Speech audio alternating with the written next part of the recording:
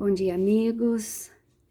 Hoje, 10 de novembro de 2021, damos sequência às histórias do poeta Mário Quintana. Então, como dizia, ele e Érico Veríssimo eram amigos. E vez por outra, Mário ia visitar Érico Veríssimo à noite para poderem conversar um pouco e tudo. E diz ele, nas suas escritas, nos seus poemas, que todas as vezes que ele chegava e ficava por ali algum tempo na casa de Érico Veríssimo, Dona Mafalda, esposa de Érico, estava sempre sentada no sofá fazendo tricô. Lá em Porto Alegre faz muito frio e ela tinha muita facilidade com essa haste e fazia meias para a família inteira, para os amigos, para agasalhar os pés. E sempre que Mário Quintana ia à casa de Érico Veríssimo, Dona Mafalda dava um par de meias para o Mário. E sabia que ele morava em hotel e ficava sempre muito sozinho, e fazia aquele regalo, dava aquele presente para ele. E tantos pares de meia Mário recebeu de Dona Mafalda, que um dia ele disse assim: pois é, eu acho que Dona Mafalda pensa que eu sou uma centopeia, porque ela já me deu tantos pares de meia e eu tenho só 2 pés. E aquilo ficou assim muito engraçado, muito interessante. Quem ouviu, quem participou, quem leu esse dito de Mário Quintana, né? Os seus biógrafos dizem que ele tinha um toque hilário na sua poesia, e de fato, de vez em quando ele escrevia algumas coisas assim de se achar graça, coisas curtas, poemas assim de 2, 3 linhas, e ele falava uma coisa interessante de espiritualidade, de vivacidade, de criatividade, muito aplaudido. Então, era essa vida de visitar Érico Veríssimo, de trabalharem juntos na Livraria do Globo e assim por diante. Mas Mário foi morar no Hotel Majestic, hotel famoso lá de Porto Alegre, e ele ficou por lá muitos anos. Mas vieram épocas difíceis e ele não estava podendo pagar mais o hotel.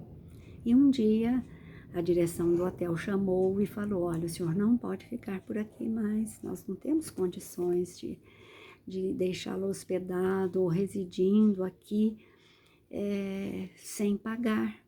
E ele estava assim, meio que sem emprego e já estava mais velho, mais idoso. E ele teve que sair do Hotel Majestic e ficou parado ali na porta do hotel com a mala do lado e tudo, e muito triste. E quando passou aquele famoso jogador de futebol da seleção brasileira, né, o Falcão, e viu e reconheceu: nossa, mas aquele é Mário Quintana, como? O que está acontecendo? Ele na porta do hotel com a mala ali do lado, vou lá ver.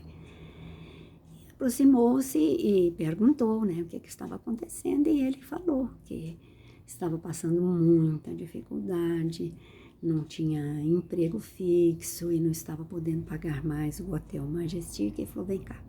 Pôs ele no carro e levou ele para um outro hotel e apresentou lá na entrada do hotel, lá para o gerente e tudo, e falou assim: este é o meu hóspede. Ah, sim, pois não, fizeram a ficha de Mário Quintana, tudo direitinho, e sob a responsabilidade do jogador de futebol, Falcão, conhecido, famoso, rico, né? Então, o moço lá da gerência do hotel que fazia a ficha falou: por quanto tempo ele vai ficar? Ele vai ficar hospedado aqui, né? Por quanto tempo ele quiser ou precisar. Sob minha responsabilidade, ele é o meu hóspede. E Mário Quintana ficou ali até quando adoeceu e faleceu, naquele hotel. Mas o que aconteceu? O Hotel Majestic fechou como hotel, foi transformado na Casa da Cultura Mário Quintana, e nos aposentos que ele ocupou durante tanto tempo, eles transformaram em um museu.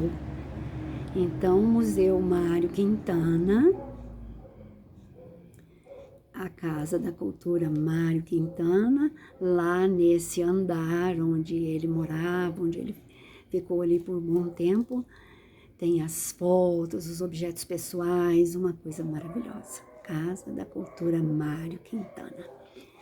Então, essa foi a homenagem que o hotel fez para Mário Quintana após o seu falecimento. Mas ele recebeu esse benefício deste famoso jogador, que foi o seu anjo da guarda, né, por muito tempo. Mas outras tantas coisas aconteceram na vida de Mário Quintana, e ele escrevia, e em 1980 ele recebeu o Prêmio Machado de Assis da Academia Brasileira de Letras, e em 1981 ele foi agraciado com o Prêmio Jabuti da Câmara Brasileira do Livro em São Paulo. E ele foi candidato umas 3 vezes para uma cadeira na Academia Brasileira e nunca foi eleito.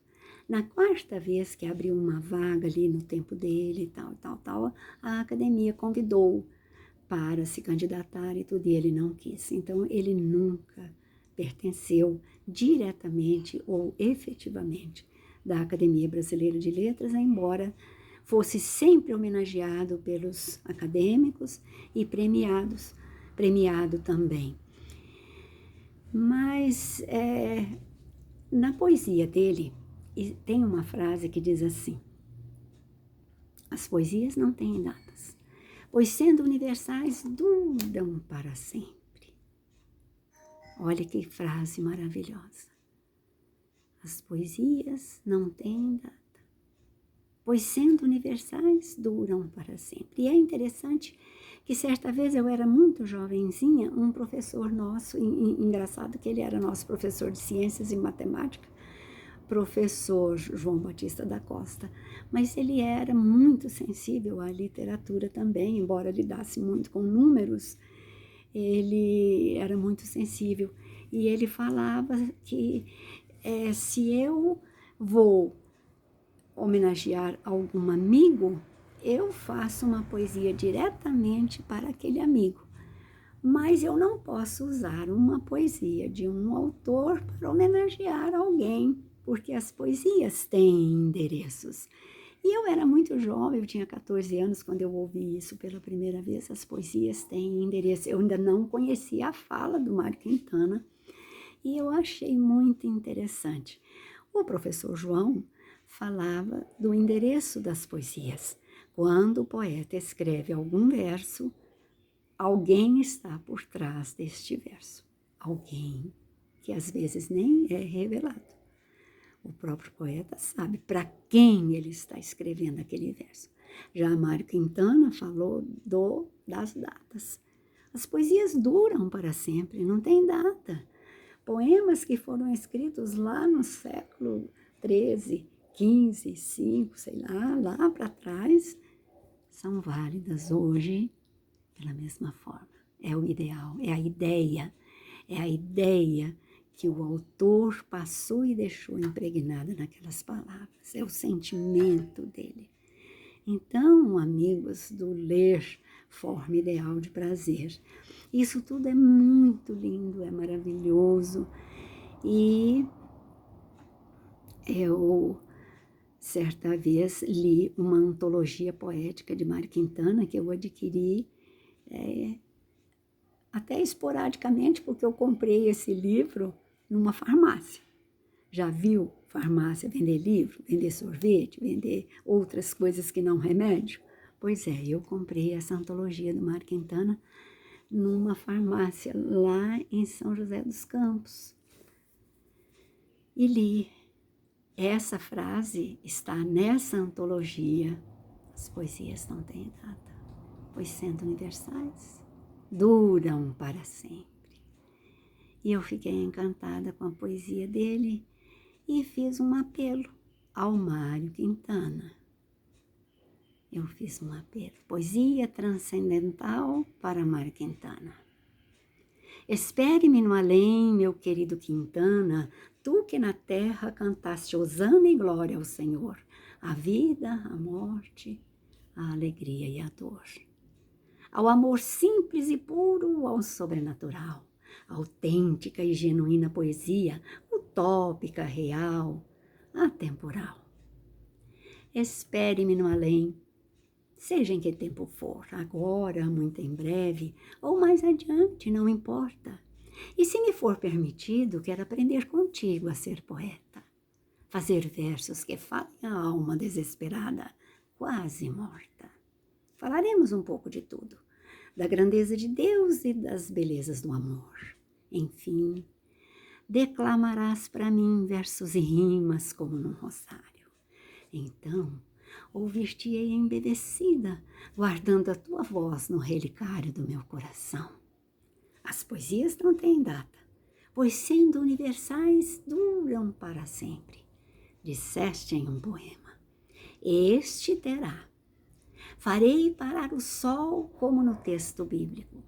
Jogá-lo-ei no espaço cósmico, para que faça parte do movimento cíclico deste universo, girando, girando, até chegar em tuas mãos. Verás meu nome, cidade, estado, dia, mês, ano e até horário. Espere-me no além, meu querido Mário.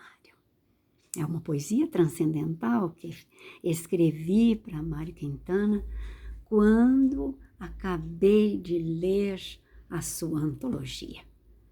E fiquei tão feliz que mandei a poesia para 2 concursos, um em Caxias do Sul, lá pertinho de Porto Alegre, e para um concurso de poesias em Argirita, Minas Gerais, ali para os lados de Belo Horizonte. E eu recebi o prêmio dos 2 concursos. Lá de Caxias do Sul eu recebi o 2º lugar, era até um concurso de poesias para idosos já, pessoas de mais de 60, 70 anos. E quem ganhou o 1º lugar foi um amigo nosso, médico, Miguel Russowski, lá de Joaçaba, pertinho de Caxias do Sul, não, no Paraná. E a minha poesia para Mário Quintana recebeu o 2º lugar. E lá em Argirita também, a mesma coisa. E foi muito interessante porque a moça de Argirita falou para mim assim, que no telefone, né, que a minha poesia tinha sido selecionada, mas que eu tinha que estar presente na entrega de prêmios e declamar a poesia. Se eu não pudesse ir, que eu mandasse um representante. Mas eu estava em Porto Alegre nessa época e eu não tinha condições de ir.